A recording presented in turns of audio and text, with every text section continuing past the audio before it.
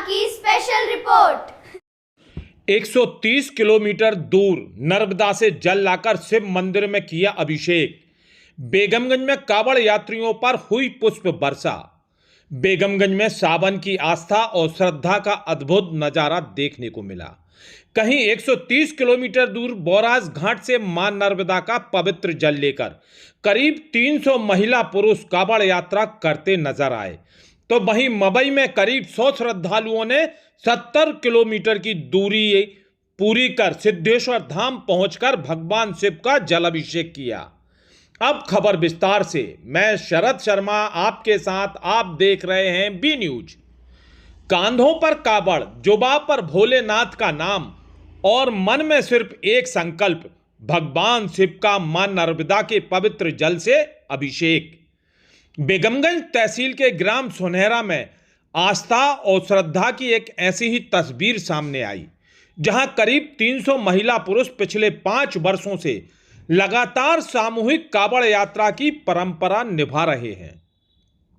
इस वर्ष भी श्रद्धालु करीब 130 किलोमीटर दूर बौराज घाट पहुंचे। यहां पर मां नर्मदा का पवित्र जल कांवड़ में भरा और फिर शुरू हुई पैदल यात्रा।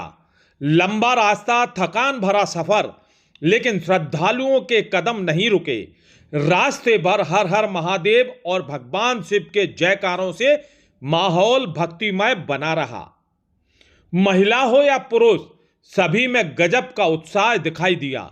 श्रद्धालुओं का कहना है कि यह यात्रा पिछले 5 वर्षों से लगातार निकाली जा रही है और हर साल मां नर्मदा से जल लाकर गांव के शिव मंदिर में भगवान भोलेनाथ का अभिषेक किया जाता है।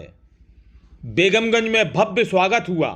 जब सुनहरा गांव की कांवड़ यात्रा बेगमगंज नगर पहुंची, तो श्रद्धालुओं के स्वागत के लिए बड़ी संख्या में लोग मौजूद रहे। बस स्टैंड पर नगर पालिका अध्यक्ष संदीप लोधी, राजा लोधी, जनपद सदस्य लोकेंद्र लोधी और जिला पंचायत सदस्य मोहित लोधी सहित अन्य लोगों ने कांवड़ यात्रियों का जोरदार अभिनंदन और पुष्प वर्षा कर स्वागत किया। स्वागत का अंदाज भी खास रहा। जेसीबी मशीन से कांवड़ यात्रियों पर पुष्प वर्षा की गई। जैसे ही फूलों की बारिश हुई, श्रद्धालुओं का उत्साह और बढ़ गया। पूरा माहौल हर हर महादेव के जय घोष से गूंज उठा। लेकिन बेगमगंज क्षेत्र में आस्था की यह तस्वीर सिर्फ सुनहरा गांव तक सीमित नहीं रही। दूसरी ओर मवई से भी निकली कांवड़ यात्रा। मवई से करीब 100 महिला पुरुष और बच्चों का जत्था भी लगभग 70 किलोमीटर की यात्रा तय करके बौराज घाट पहुंचा। श्रद्धालुओं ने मां नर्मदा का जल भरा और कांवड़ में लेकर जल मवई के प्रसिद्ध सिद्धेश्वर धाम पहुंचे। यहां पहुंचकर सभी कांवड़ यात्रियों ने भगवान शिव का नर्मदा से जल अभिषेक किया। मवई में श्रद्धालुओं के स्वागत के लिए राजकुमार ठाकुर भी मौजूद रहे। उन्होंने कांवड़ यात्रियों का स्वागत किया और उनके लिए खीर, फल, फ्रूट का वितरण कराया। प्राकृतिक सौंदर्य के बीच करीब 100 साल पुराने सिद्धेश्वर धाम, मवई का सिद्धेश्वर धाम धार्मिक आस्था के साथ साथ प्राकृतिक सौंदर्य के लिए भी जाना जाता है। चारों तरफ घने जंगल और इनके बीच स्थित भगवान शिव का यह प्राचीन धाम श्रद्धालुओं को अपनी ओर आकर्षित करता है। बताया जाता है कि सिद्धेश्वर धाम का मंदिर करीब 100 वर्ष पुराना है।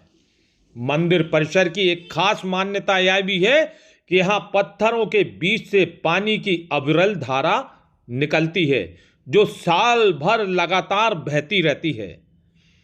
स्थानीय लोगों के अनुसार साल में एक बार मकर संक्रांति पर्व पर यहां बड़ा मेला भी लगता है, जिससे आसपास के करीब 70 गांव से श्रद्धालु अपनी मनोकामना लेकर पहुंचते हैं।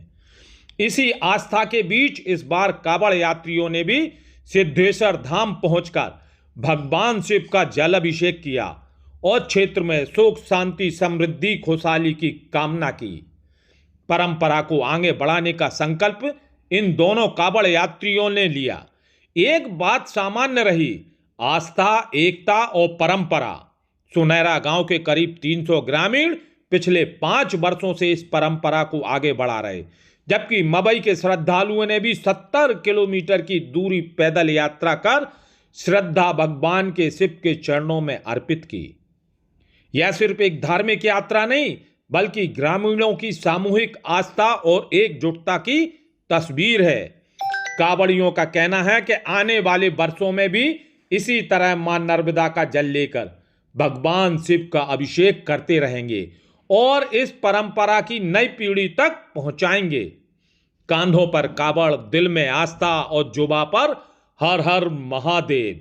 130 किलोमीटर दूर मां नर्मदा के घाट से जल लेकर सुनहरा गांव के श्रद्धालुओं ने जिस तरह भगवान शिव का अभिषेक किया, वही भक्ति और सामूहिक एकता की मिसाल देखने को बनती है। शरद शर्मा की स्पेशल रिपोर्ट।